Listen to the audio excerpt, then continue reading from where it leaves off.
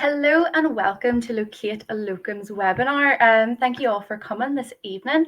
This is the first in our series of Learn from the Expert webinars. This is where we invite different experts across the sector to come and give their expertise on different areas. So tonight the topic is pharmacy careers, and I'm absolutely delighted today to be joined by three fantastic different pharmacists, all very varied in their career journey, and I know they're really excited to come and talk to you. So we've got Yasir, Thorrun and Sarina, and all of their different handles are on the screen also, in case you want to go and have a look at them on Instagram or anything like that. So just before we bring our guests on, we've got a little bit of housekeeping to do at the beginning. So this will take about in around 45 minutes. So we've got a few topics to go through, and then at the end we're going to finish off with a Q&A section. So if you have any questions at all, please free to drop them in the comments below, and we'll answer them at the end. Yes, and then also we are recording this event, so you'll be able to access this anytime once the event is over. And also we will send you a recording via email also. So we're wanting to create so much buzz of this. As I say, this is the first of our Learn from the Expert series. So feel free to take any photos during the event, share on social. If you're sharing on social, we would love if you would use the hashtag Learn from the Experts and make sure to tag us. We're Locate a Locum on everything apart from Instagram. Instagram, we're Locate a Locum 1. But yeah, so please make sure to share with any of your friends or colleagues or classmates who you think might benefit this from this also.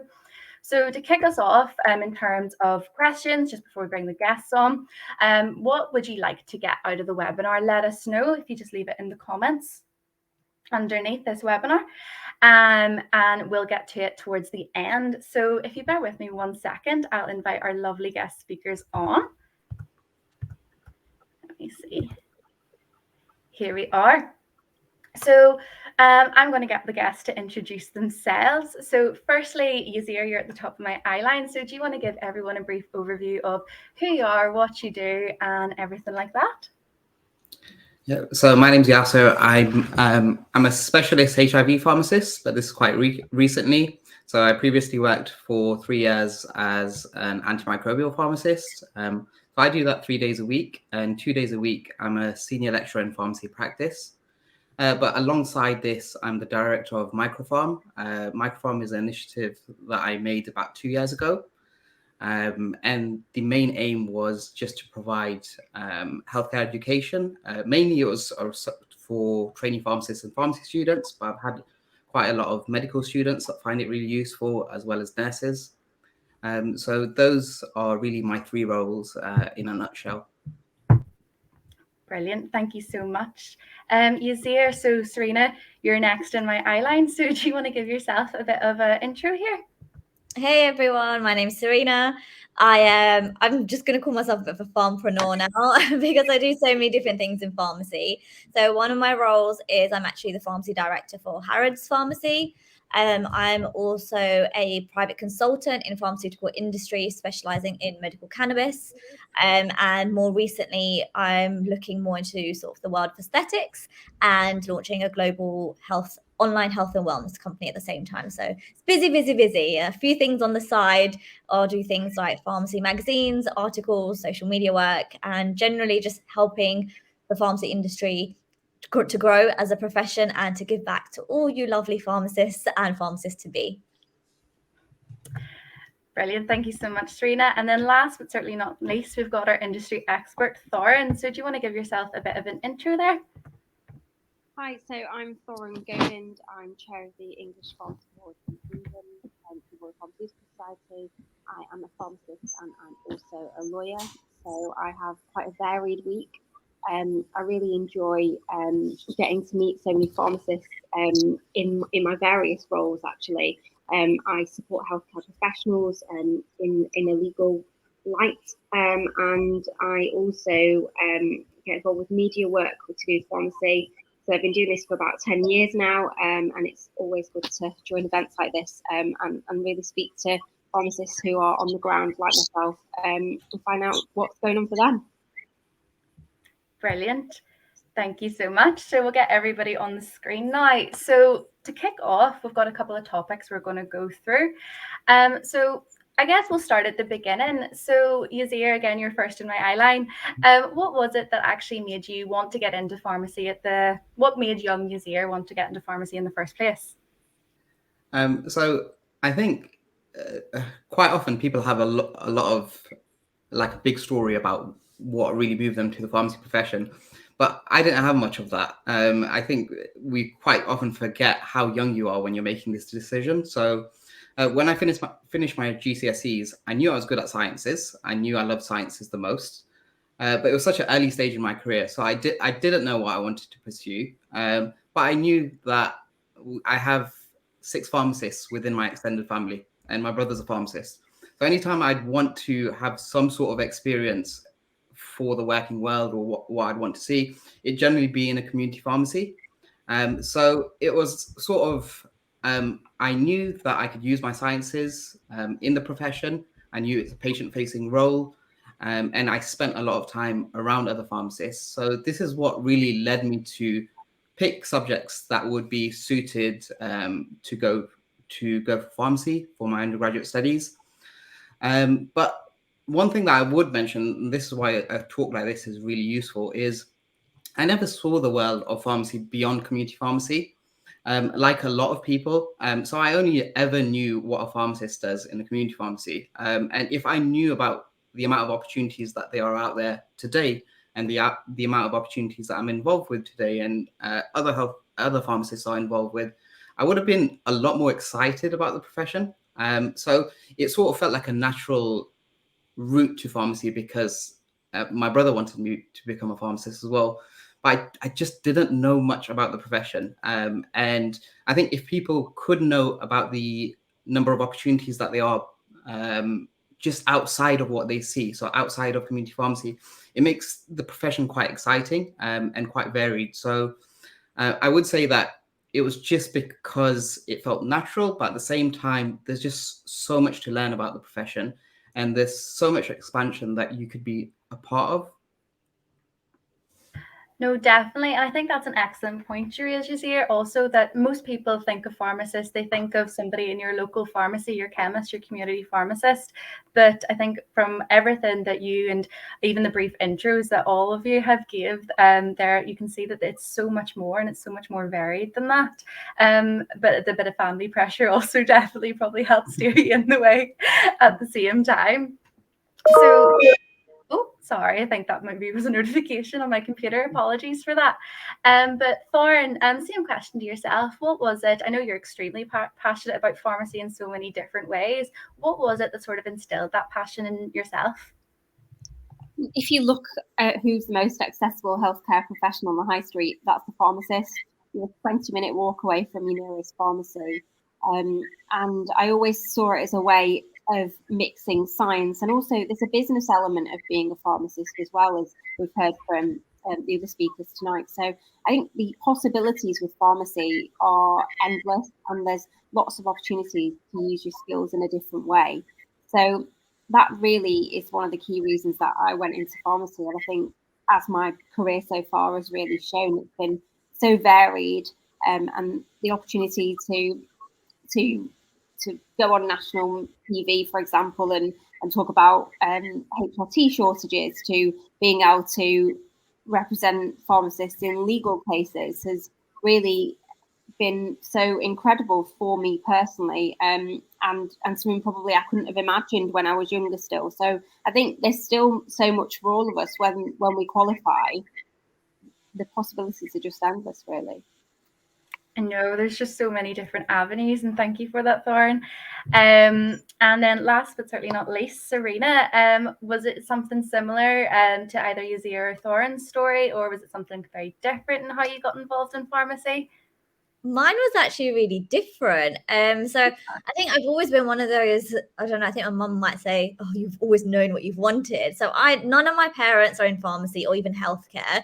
They're not even in science, no immediate family, maybe some distant cousins in pharmacy, but I didn't even really know them when I was that young.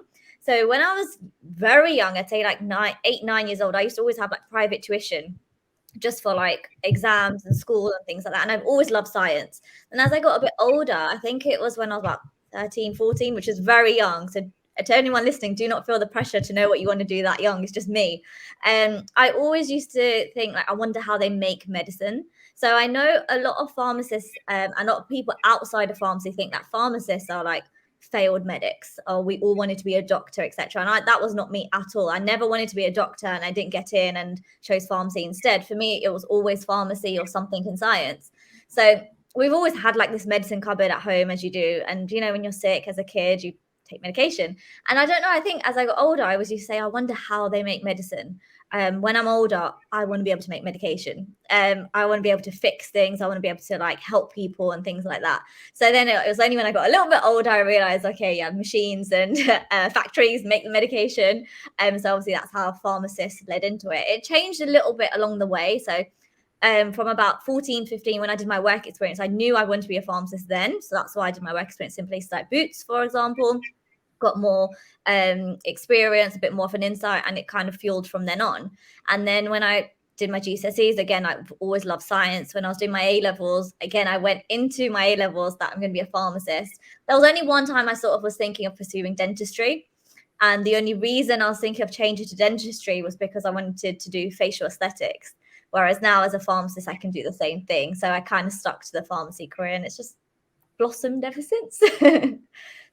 That's brilliant. And it's so interesting how you all have such different entryways and different pathways into the pharmacy career. And I think that's an excellent point you actually raised, Sarina. A lot of people have this quite unfair assumption that pharmacists are field medics, or they always wanted to be doctors and potentially. And I think even from the answers you have gave, it's just simply not the case. Pharmacy is such an important profession, and it's such an exciting profession as well. Something that Yasir, you touched on as well, was whenever you're going into pharmacy or you're starting off in your journey, the main role you see is that community pharmacist. So it's very easy for people to assume that's the only avenue to go down. But again, as you all have mentioned, there's so many different avenues, particularly if you are, say, a newly qualified pharmacist, or maybe you're in your pre-reg year or finishing off your qualification. It can be quite daunting to actually figure out, what role do I actually go down? What do I go down? Industry, hospital, pharmacy? Do I go into community? Thorrun, what would you suggest to a newly qualified pharmacist in terms of deciding what avenue to go down? Well, I think there's so many opportunities now to connect with pharmacists in different parts of the profession, really. So I would start doing that, talk to them, find out what their day's like, ask them if you can come and shadow them, or at least speak to them, find mentors in different areas of the profession, and find out what their day-to-day is, find out what the push and pull points of what keep them in their role, and or whether there's things within their role they would change. How would that work long term? So I think do the prep work. I think it's really important, and then also just make sure that you are continuing not to make sure you don't limit yourself. I think it's really important. So you can have a portfolio career nowadays. This, I don't think it really was the case before in the same way, because people would just go into community and that would be it. They go into hospital and that would be it. But increasingly, we're seeing people who work in hospital and community, and that's their week, or industry and hospital. So there's lots of different ways to mix it up, I think. And it's really just easy for yourself to look at the skills that you have as well, and realize actually if you go into something and you don't like it, you've got the opportunity to move elsewhere as well, and you can even move out of the profession as well and also carry on practicing as a pharmacist in the hospital or community. There's different ways of doing things now, and I think tech has really helped with that as well. So there's lots of opportunities if you don't know what you want to do as well. So I know some of us have talked about how we were really set with what we want to do. Some people weren't. So I don't think there is any barrier when it comes to deciding where to go within the profession. And I think you're an excellent example, Thorrun, also for how you can completely diversify your career, particularly with the fact that you've also taken up law as a string to your bow at the same time. So really, the sky's the limit, I suppose. Yeah, absolutely. And I think increasingly I get so many questions on social media about how can I get into law, and there's opportunities to get into law, for example, as an expert witness. So you may be practicing part-time or practicing still, and you provide comment on how maybe another healthcare professional has acted. So for example, as a GP pharmacist, for example, may have how their prescribing has occurred and the impact that that's had. So you as a pharmacist would be writing about that, and you would owe a duty to the court. So you can get involved in things like that. So there's great opportunities to really mix it up. Mm-hmm.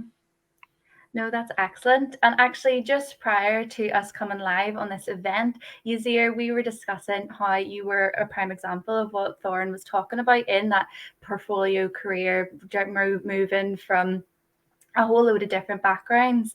So potentially you could pass on a few words of wisdom on how someone can decide where to go or even how to change from one to another.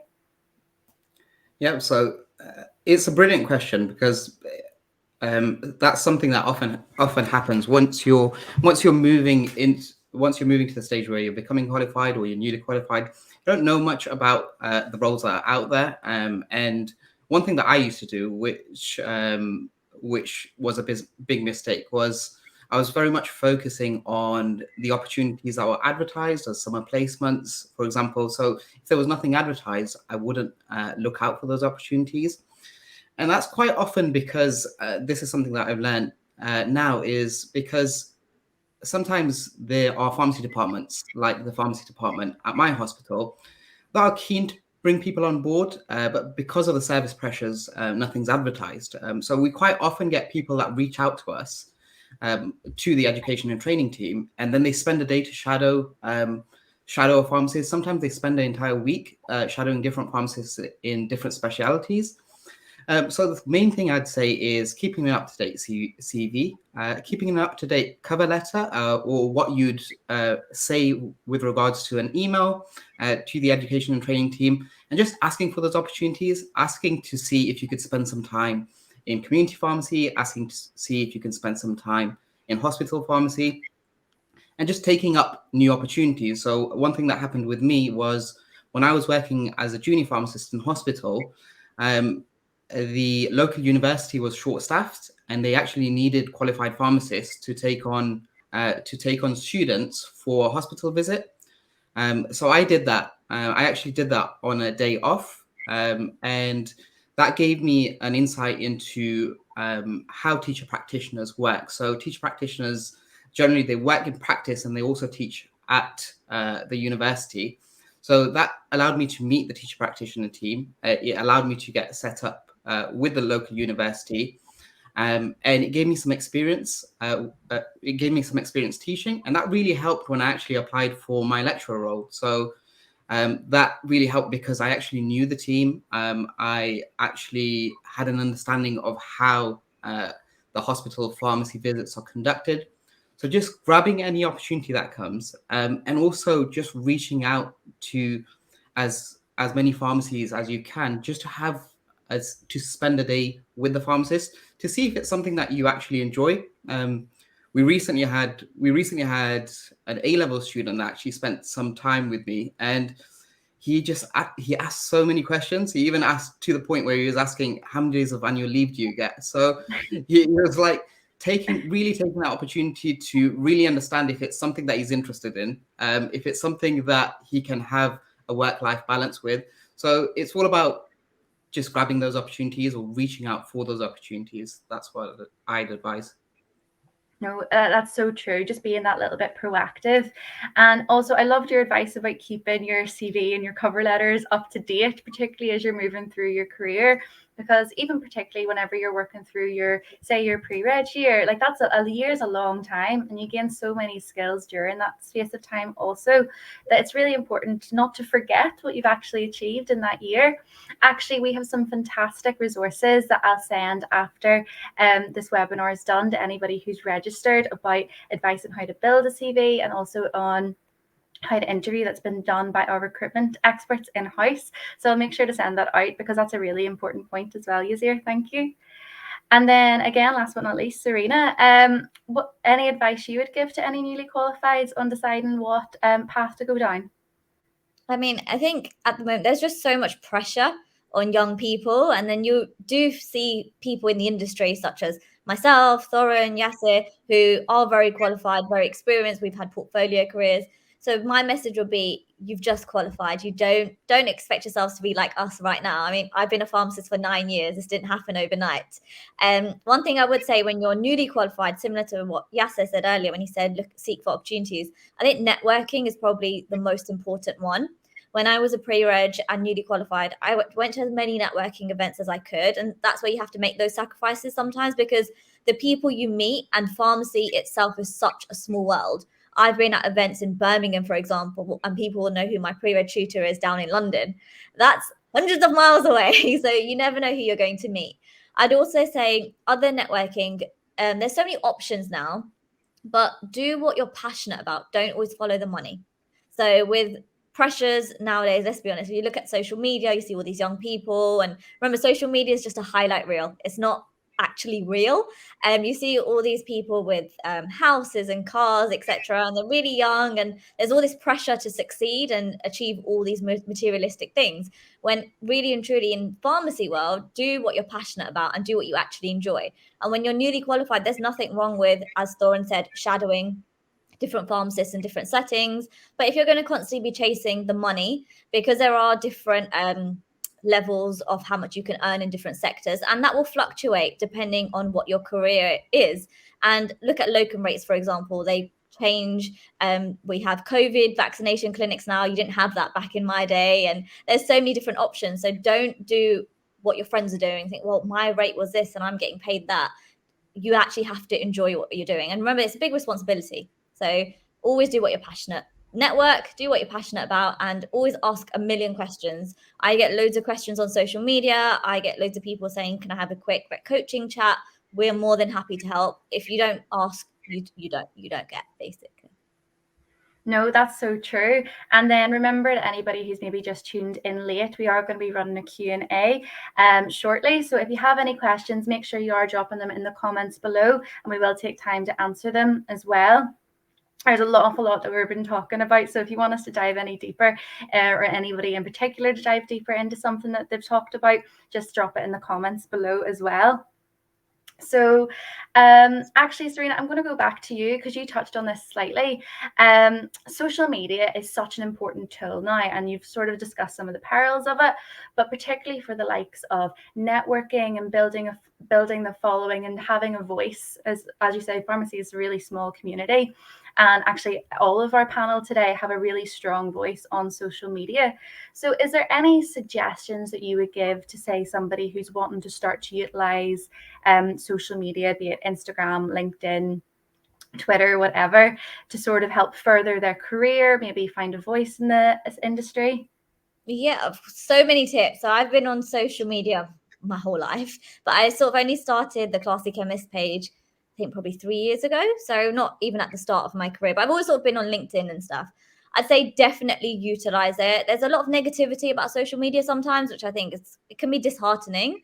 But I would say for me, especially, I've had more positive experiences from social media than negative. And I've had a lot of career opportunities. I'll be honest, I can't remember the last time I actually applied for a role, because I've been getting headhunted a lot for roles, and you just never know who you'll end up meeting. If you're going to do things like Instagram, I'd say just be yourself and be honest. You do have to have thick skin to be on social media. So I'm not going to sit here and sugarcoat it and be like, oh, the world is great, just go on social media. I would advise everyone to use it. And there's going to be times where you do need to be quite confident. And I often have people asking me, not just pharmacists, so people who want to start a page, how do you have all this confidence, etc. Remember, this confidence didn't come overnight. It takes years and years of practice, and you really have to believe in yourself. I've had some great experiences, but I've also had some really horrible messages in the past, saying things like, oh, you're just some people think I'm very young or newly qualified, or not even qualified until they actually look at my page properly.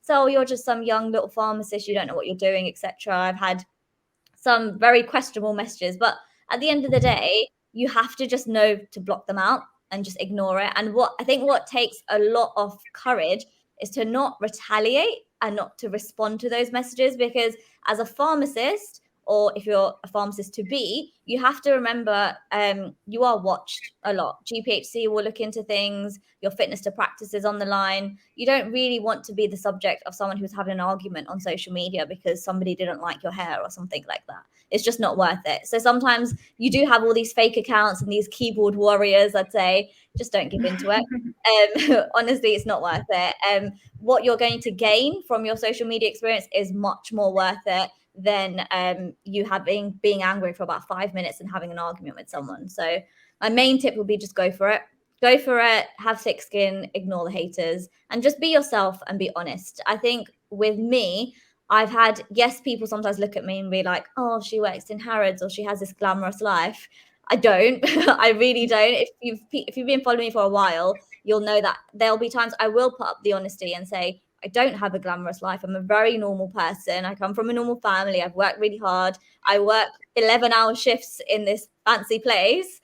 I've worked all across the board, and there are times you're exhausted. And I think that's what keeps my social media going, because I'm very honest to explain to pharmacists or people that it's not all you know, oh, it looks so pretty and, you know, you work in Knightsbridge. No, it's bloody tiring. No, it definitely is hard work, and you definitely it's clear from everything that you do. I have been following you for quite some time, and I think it is very clear how hard it is as well. And great, I can see some questions coming through, so please don't be shy and adding those in as well. So again, on the topic of social media, and actually, Thorrun, I know that you work a lot with, say, some traditional media outlets as well. You're quite an interesting example of how you can use social media and media in general as the voice for pharmacists. Yeah, so obviously when you're coming across on things like news, you can end up getting everyone, and it's not just pharmacists who are contacting you. So, you know, anti-vaxxers, all sorts of interesting people who can come across your page, see you on TV and then contact you. I think my tip would be, for those of you who are contacting other pharmacists on social media, is to really tailor your questioning. So I find it really hard, for example, when someone sends me a message going like, hi, can I ask you a question? And then I don't get there's nothing else in that message. And I'm like, that, you know, that what you can do is really like tailor your message to who you're speaking to, and really emphasize what you're seeking out of that conversation. And I think also there's nothing wrong with being persistent, but I think you also have to consider that we're all working. This social media is on top of everything else that we do.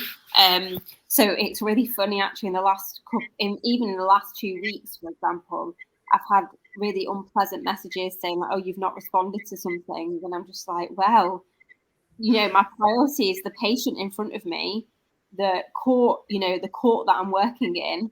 And actually, it's inappropriate for me at times to be anywhere near my phone. You know, I don't fancy contempt of court, so being told to put my phone away. So there's, you know, situations where I just cannot be near my phone. So I think it's really important that people realise that we do this in our own time. We're really, really happy to ask questions, but it is in our own time, and we want to help in any way we can. But we don't also have to owe people an explanation immediately. So I think just be kind with people who are really willing to help you. I think it's really important. And like Sarina says, like, just there's messages that we get sometimes which are just really unnecessary. But I don't want that to put people off social media, because I think probably we are looking at it from a different perspective as well, because we put ourselves out there to help people. And some of it does come with the territory, but I think it's just important that we realise that we are humans behind the screen after all, and we do have other things going on in our lives as well. But other than that, I would say great way to connect. I again have had so many opportunities via social media. Got my pre-reg via Twitter. So there are opportunities available for you. And in fact, so Instagram, for example, I hadn't really started using Instagram that much. I only started using it during the pandemic, so probably like about a year now.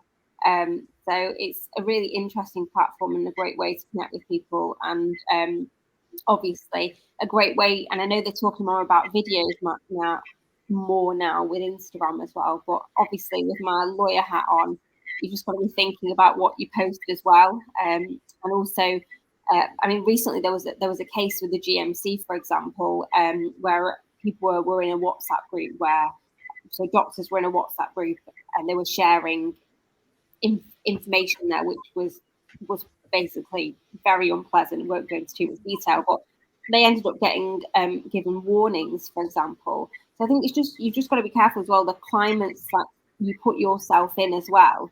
And if you see something that you're not happy with, I think it's important to call it out, use that block function, or step away from it, because your registration is really important as well. No, that's a very valid point. And then it's just thinking about what you're saying and how you're saying it. And I think both you and Sarina also mentioned how important networking was. But to be very Simon Sinek about it, you need to know why you're networking, what it is you want to get out of these conversations. You don't just say, hi, I have a question, and expect someone to know exactly what words of wisdom. But yes, no. It's definitely a fantastic tool to get so much information. There's a world of wisdom out there. It's just knowing where to look and also, I suppose, what to ask. So Yasir, you use Instagram a lot to actually help your business, MicroPharm, also. So could you give us some thoughts about how you use Instagram in that capacity, and then also how you would suggest others potentially use social media? Yeah, so I thought this was a great opportunity to touch on a question that I often receive about people wanting to start social media or wanting to start a social media blog as a pharmacy student, for example, but they're quite nervous about possibly the hate that they'd receive, or they're nervous about the fact that they're not doing anything special and there could be other people that could advocate for the profession rather than them.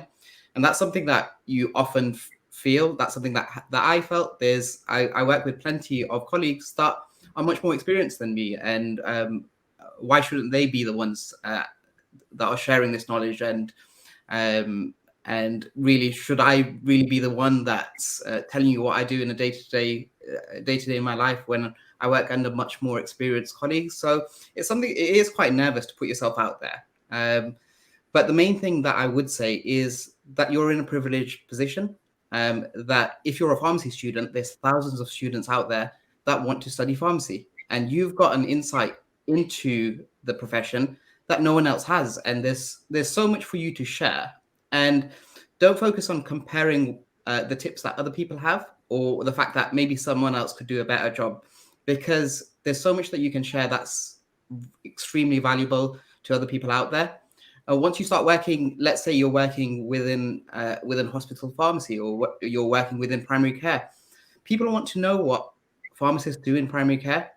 We were touching on the fact that, yes, you could ask to shadow someone in primary care. There's several primary care pharmacists that actually have social media accounts that tell you what they do in their life. And you may be that person that provides the information that people want to go into that profession. A lot of the videos that I make, I speak about what you'd expect to see in a hospital pharmacy interview. And I think that's really important, because I moved from community pharmacy to hospital pharmacy, and it was a really challenging interview. And some of the challenges in that interview could easily be addressed if someone provides you with some advice. So, for example, quite often you'll see a hospital drug chart that you would be expected to work your way through and find any mistakes, any interventions. If someone simply just said to you, look up what a hospital drug chart would look like, that knowledge is invaluable for someone who's going to that interview. So it's really about the fact that you can provide so much from your position. And one thing that I did do for the first year of MicroPharm is I never showed my face. So if you're quite nervous about your friends making fun of you, you don't have to show your face for the first year until you're confident enough to do so. So there's so much that you can bring to the table. And another thing that I would say is that the approach and attitude to social media is drastically changing. So in the next month, we'll be working with the DMU social media, the social media team, to show what pharmacy lecturers actually do. And we'll also be showing what pharmacy students actually do. So our input to the DMU social media page is invaluable. And attitudes towards social media are changing from organizations as well. So our pharmacy department in the hospital is working to have a social media champion so that we can get on TikTok, so that we can show why people would want to work in our pharmacy department. So these are things that wouldn't have happened 5 or 10 years ago. So take advantage of the positive attitudes towards social media. No, that's so true, Yasir. And I think it's quite easy for people to get that sense of imposter syndrome whenever it comes to social media. Like, but why me? Particularly, as you mentioned, if you've got people who are more qualified, more senior, older even than you, why does someone want to know what I have to say? And I think it is just putting your foot out there. And because at the end of the day, if, say, any of our panelists had of not started their social media, well, they definitely wouldn't be here today sharing some of the fantastic insight that you are providing also. So one of the last questions I have before we move on to questions from our audience is, pharmacy is there's a sense of a real hustle culture within pharmacy, at least what I've experienced through working with Locate a Locum. So many pharmacists decide to work either full-time and then also locum on the side, or they have a couple of strings to their bow, they maybe do some consultancy work. So there is this real sense of that entrepreneurial spirit within pharmacy. So I was just sort of wondering if you wanted to touch on anything like that. Sarina, maybe you want to kick off. You call yourself the Pharm-preneur. Is there anything you think that's quite distinct to, say, people who go into pharmacy that really have that sort of drive and spirit within them? I think when you are a bit of an entrepreneur, whether you're in pharmacy or any industry, it's just down to you as an individual. And I think I want to take this opportunity to say you don't have to have this hustle culture. I think, again, social media sometimes can portray this in a bit of a negative way and add a lot of pressure. You don't have to have 5,000 roles. I know hundreds of pharmacists who are very happy with their one full-time job or their one part-time job, and they do other things that are non-pharmacy related, or financially they are quite secure in what they want to do. Because I feel like success and how rich you are on your salary, everyone has a different perception of what a good salary is. What my version of a good salary will be completely different to someone like Thorrun's, for example. And so I think, yes, with one good thing about pharmacy is you can have multiple streams of income as a pharmacist, because you can do multiple things if that's the route that you wish to go. But I also think you don't have to. It's a really good career pathway where you can do a bit of community, a bit of hospital, a bit of industry, GP practice, private consultancy work like I do. You can do some clinics on the side if you're a prescriber. You can do facial aesthetics. There's a million things you can do. You can lecture, for example. You can even have your own business like Yasir does. So the world is your oyster. So the advice I would give is think outside the box.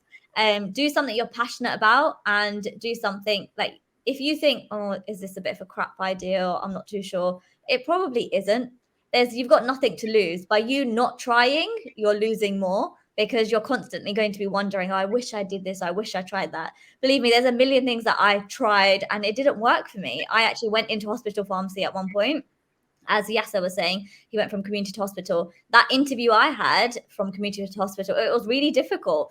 And I was lucky enough to actually get a role. It was actually at the Royal Brompton, and they offered me a bank position. I really enjoyed it, but there wasn't that much work at the time. So I sort of did all the hospital procedures, got involved and learned everything so I could give information back to other pharmacists, but I didn't pursue it and carry it on enough because I didn't feel I was passionate enough about the role. And I don't consider that a failure. I don't look at myself and think, oh, I'm a failed hospital pharmacist. Really and truly, I didn't enjoy it. So I went on and did something else. So there's so many options, and just don't beat yourself up about it. You don't have to be an entrepreneur. Like I said previously, you just have to do what you really enjoy. No, those are incredible points. Just doing what you enjoy and just deciding what actually drives you into whatever role it is, whether it's to be that entrepreneurial spirit or just work I say just, I don't mean just, or to simply work your full-time job.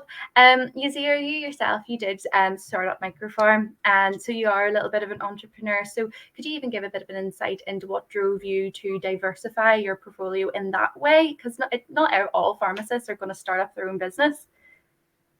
Yeah, so really, when I started with social media, the plan wasn't really to start a business. The plan essentially was, I just started in my role as an antimicrobial pharmacist. We just went into lockdown, so I had a lot more time on my hands.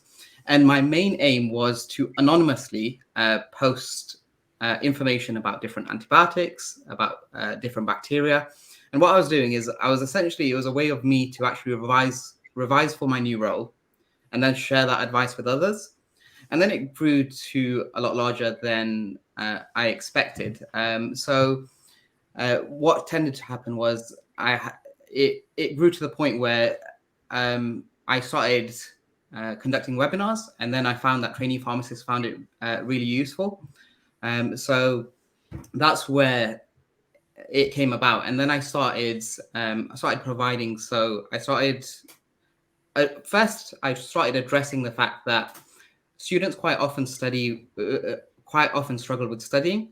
So I started introducing evidence-based methods to improve your studying, because one thing that I found was that evidence suggests that note-taking and highlighting are some of the worst ways to study, and there's much more effective ways out there. And I used to note-take and I used to highlight a lot. So that's something that I started to address. And then I started to provide training sessions for trainee pharmacists. And I wanted it to really be an affordable platform for trainee pharmacists. And the main reason for this is I love teaching, and I get the opportunity to teach undergraduate students, but I really wanted to expand on that. And I thought there's a lot of things that I could provide in the educational space, and I wanted to take advantage of that. It also means that hopefully in the future, if this carries on, this means that I can really expand on my love of teaching. And the one thing that I find so beautiful about being on social media is the fact that sometimes I get people that are watching me. I have an audience of about 100 people from Turkey that watch me because they find my pharmacology videos useful. So it's just the fact that you can really expand your reach online, and you can really expand on your impact. So I was hoping that this could be a way in which I could really expand on my love of teaching. So that's really where that came about. That brilliant. So it was sort of almost like it was what was it? It was thrust upon you. You didn't choose this life; it chose you. But yes, no, that's brilliant. And then Thorrun, you yourself, you also juggle many hats. You have that entrepreneurial spirit. It seems to be an awful lot of hats to juggle. So is there anything is it something you would recommend people do in terms of have this portfolio career, or if they choose to go down that route, how to sort of manage it all, I guess? I can't say that I'm a great example of how to manage it all, because I just sort of get on with it and probably not that great at resting. But I think probably important that you do rest if you are going to be doing lots of different things. So I think it's important to know when not to give advice, and my advice is definitely not on a work-life balance, because I'm always busy doing something. But I think we all rest in different ways as well. So some people need to rest by doing absolutely nothing. I rest by doing different things. So it's quite nice for me to switch tasks, and that's probably what stopped me burning out, even though I'm quite busy, because it's different things that I'm doing and different concentration intensity is required. And I think just generally people probably see, like Sarina said, us all being super busy, but we also have like lives out of this as well, which people don't know about, and we do keep private as well. I mean, me and Yasir would say we didn't even see his face for a year. So I think, it's important as well to figure out what's actually really important as well. And when it comes back to it, it's your passion and really just, I think you just have that drive in you, and then it sort of comes out in different ways, and that's how you end up doing so many different things. Brilliant. No, that's fair. When knowing whenever you're maybe not at your strongest point in giving advice, but yes, no, rest, everything like that's so important. And then knowing whenever to say no, and also making sure that you do have that personal life at the same time is so important. So we're coming up on around 45 minutes. So that's nearly all of my questions. So what I'm going to do is I'm going to have a look at the comments here and see what questions we have from any of the viewers watching. And then also if anybody else has any questions, now's the time to drop it in the comments below. So let me see. Oh, here's a good question. What was your biggest challenge as a newly qualified pharmacist, and how did you overcome it? So does anybody have any particularly funny stories or maybe scary stories of when you were newly qualified? I do. Oh, go on, Thorrun, you go first. I was just going to say, like, as a young female pharmacist, the biggest challenge, I think, is actually sometimes being there and people actually respecting you for what you're there to do. So it's funny, I was talking to my journalist about this today, for example, and I was saying, like, you wouldn't speak to maybe a male pharmacist in the same way, but we get things like, you know, patients calling us babe or sweetie or honey, and I'm like, no, I'm a healthcare professional. I'm here to do a job. So I think it can be a challenge when you're young female and newly qualified to gain that sort of respect. So I'd be working with a whole an all male dispensing team, for example, and the patients would come in and they'd be like, speak to me and be like, no, I won't speak to the pharmacist. And I'm like, hello, let's start this again. I think the perception is changing a little bit, but we still do have this stigma when it comes to being female. And I think that is a challenge that you do have to overcome when you're newly qualified. I think we just have to keep challenging it. But I don't think that's necessarily got any easier. I'm 6 years qualified, so in those amount of years, I think it's still definitely a problem. I'm keen to hear what Sarina thinks of that, actually. Is it something I can touch on that. So I'll tell you my funny. I'll touch on what Thorrun said first. So she's been qualified 6 years, and Thorrun, did you feel that was an issue you had at the beginning, or you think it's still an issue you have now, or has it got better? I think it depends also the team that you're working with and maybe their ages, male, female mix as well. So I don't know if it's got any better. I think at my work, like, I remember just feeling, you know, you feel really uncomfortable actually, but at the same time you've got to care for this patient, and still you've got to sort of retrain the boundaries of the care, really, don't you? I think with me, I've sort of had that, I'm going to call it an issue because it is an issue, but I think I've just learned to manage it really well. I've had that my whole life, my whole career. So when I first qualified, even now, for those of you who don't know me, I am tiny. I'm 5'1", guys. People think I have the personality of someone who's 6 foot, but I am 5'1". I'm really petite. I'm small. And I think people naturally, even when I was newly qualified, it was a similar story. I want to speak to the pharmacist. Even now, I've been qualified 9 years.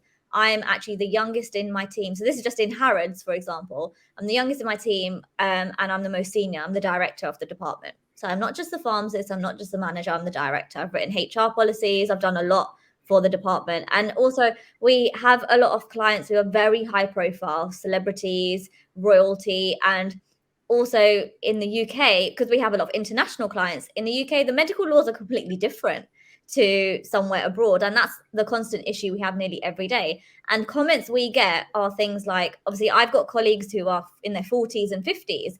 I'm in my early 30s, and they obviously are physically a lot bigger than me. They look older than me, and sometimes if I'm declining something because medically we can't do that, or it's against UK law, it doesn't matter if you are royalty or the princess of Malaysia, whoever you may be, we can't do those things. So sometimes the challenge is really having a voice and really speaking up. So I've had colleagues and friends who've come in and actually seen me in action. Obviously, they know me as like on a personal level, but when they see how I work, they said automatically my body language changes. I sort of have to really big myself up more just to be heard. And I think that's a challenge I've had from when I was newly qualified, even up until now. And I think I wouldn't say pharmacy is a male-dominated industry anymore, but people still have this misconception that, oh, you're the young girl. I've been told I thought you were just a pre-reg. I thought you were work experience. When really and truly, I've sat in some of the biggest stakeholder meetings in hospitals, with Health Education England, and I've actually had to sit there for hours. And at the end, people have actually apologized to me and say, I'm really sorry. I thought you were just a pre-reg or newly qualified, but after you've bought up all this data, I can see you're really qualified. So it's following on from what Thorrun says, it is a lot. But I think when I was newly qualified, the biggest challenge I had was I qualified, got on the register, and I was a locum pharmacist straight away. My first shift was on a Saturday in a 20,000 item pharmacy store. And I had to give an emergency supply, and I was freaking out. I literally called my tutor. I was, oh my God, I don't know what to do. So that was the biggest challenge. But how did I overcome it? I just breathed, calmed down. I thought, okay, you're the pharmacist. You've seen this happen a million times in your pre-reg. You've done a lot of weekend shifts with your tutor back then. So just put your learning into practice. So you really have to believe in yourself and don't panic. It sounds a lot more overwhelming, but even if you don't know the answer there and then, you can say, give me one moment, sir, madam, etc. I will go and find out for you. No, that's brilliant. Such good advice. I think both of you touched on just that, being sure that you actually are in that position because you're meant to be. You have done all the qualifications and you're meant to be there. And it's just knowing your worth at the same time.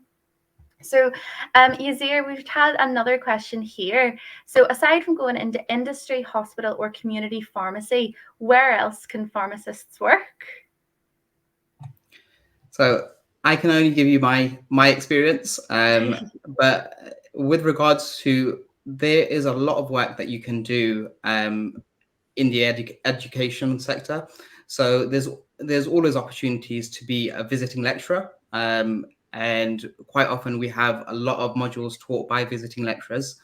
There's always the opportunity to be more involved with a lot of my time. I moderate sessions for primary care teaching with morph training.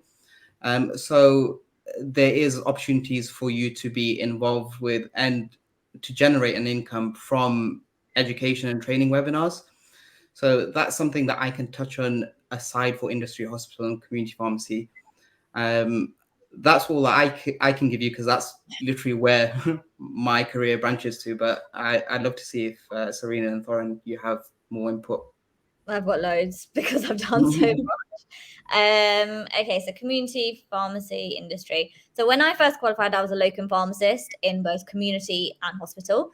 Then I was actually one of the first pharmacists to work for NHS 1-on-1. So I was doing a pilot project with 10 other pharmacists to prove that you can have pharmacists working for 1-on-1 and out of hours service, because you could pay a pharmacist a really good wage that you would pay a doctor a ridiculous amount to answer some clinical questions that pharmacists are more than qualified to answer and help patients. So that was another role I did. And now we've got pharmacists working in NHS 1-1 all over the country. So that was one option. You can do medical writing, for example. You can also be a lecturer, just as Yasir said. With myself, I've got quite a niche role in industry. So I actually started off as a medical science liaison. I've gone into like a business development consultant. So you can do things like that. You can do facial aesthetics. Facial aesthetics is quite a good one if you are interested in the beauty wellness industry and dermatology, for example. You can do a lot of articles. So I actually do a lot of articles for P3 Pharmacy magazine sometimes. I think, Thorrun, you've done probably a few of them as well when they have like their OTC questions. So you can give your input with that. You can be a GP pharmacist. You can do academia. You can do COVID vaccination clinics. The list goes on. The world is your oyster. You can be a lawyer as well, like Thorrun. Exactly. Yeah. And then I'm just conscious of time, so I'm just going to get through this one last question before we round off tonight's webinar. But don't worry, if there's any questions that we haven't got to, I'll be in the comments below, and then I can also I'm sure the guys will also be happy to answer any questions that you have also. So Thorrun, I suppose I'll pose this to you. Thoughts on the future of pharmacy with the implementation of integrated care systems and the advancements in digital pharmacy?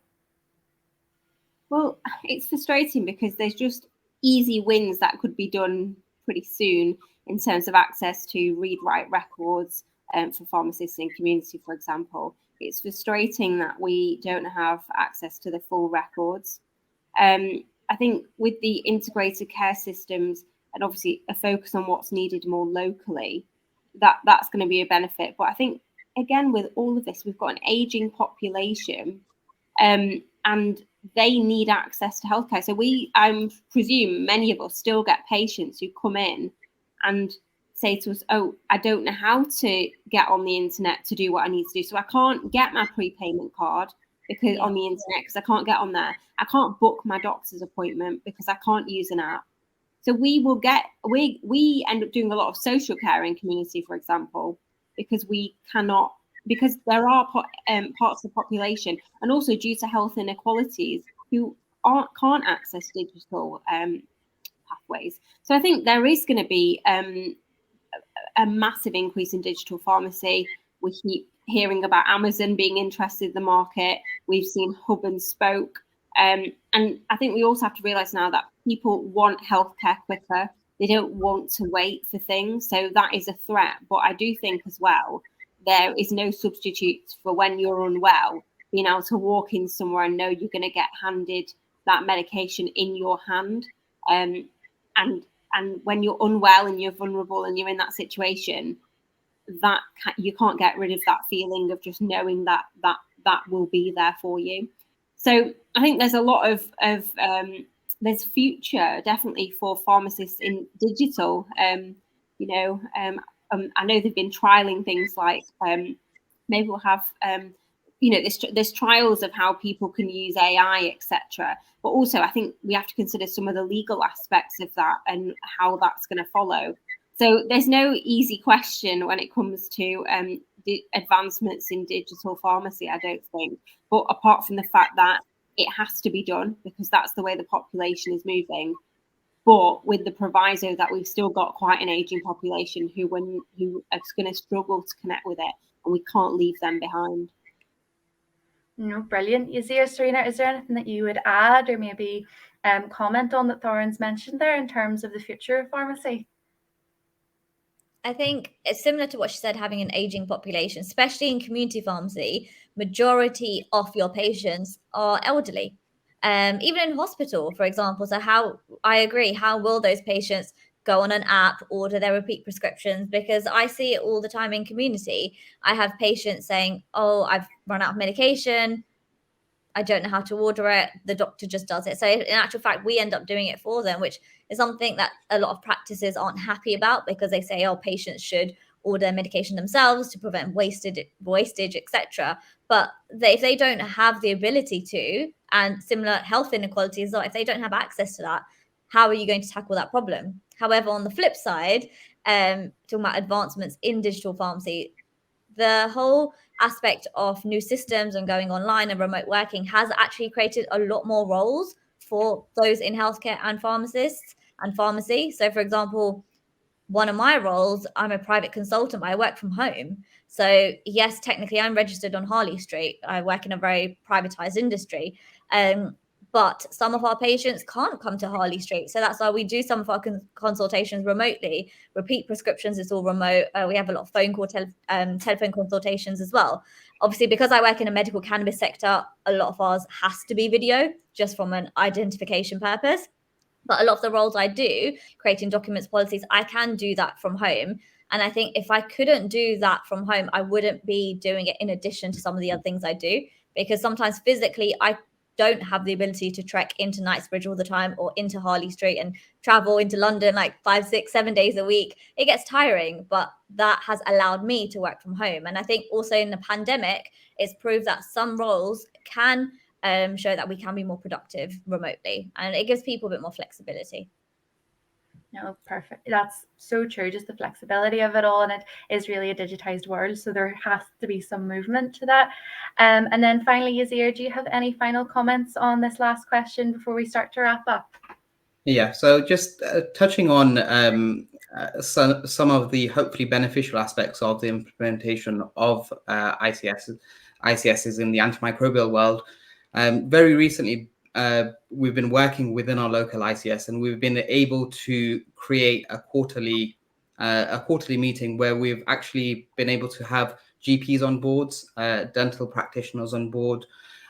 We've also been able to get primary care pharmacists and hospital pharmacists to review our use of antimicrobials every 3 months, and the hope is for this to continue on.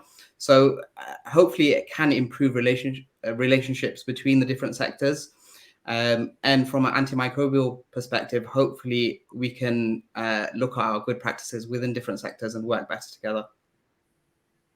Brilliant. I think that's a fantastic answer to round off the questions. So I see that there are some more questions in the comments, but unfortunately we are at the top of the hour. So we're supposed to be 45 minutes, but it just got so exciting.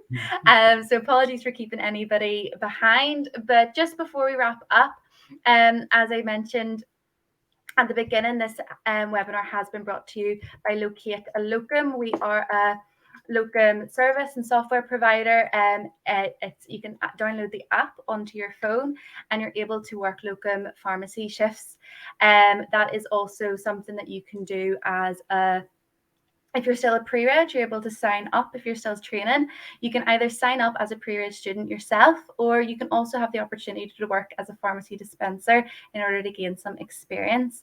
So it's only about 5 minutes to sign up, and then you can search, apply, and book shifts. There's thousands of shifts. I think it's around 12,000 shifts are being added every single week. And as I think the guys have mentioned before, locum is a fantastic way to get started into community pharmacy, sort of build up your experience and your portfolio at the same time. So thank you everybody for coming. I really hope you've enjoyed today's talk. I know I thoroughly have enjoyed it. Our fantastic panel have had some fantastic advice.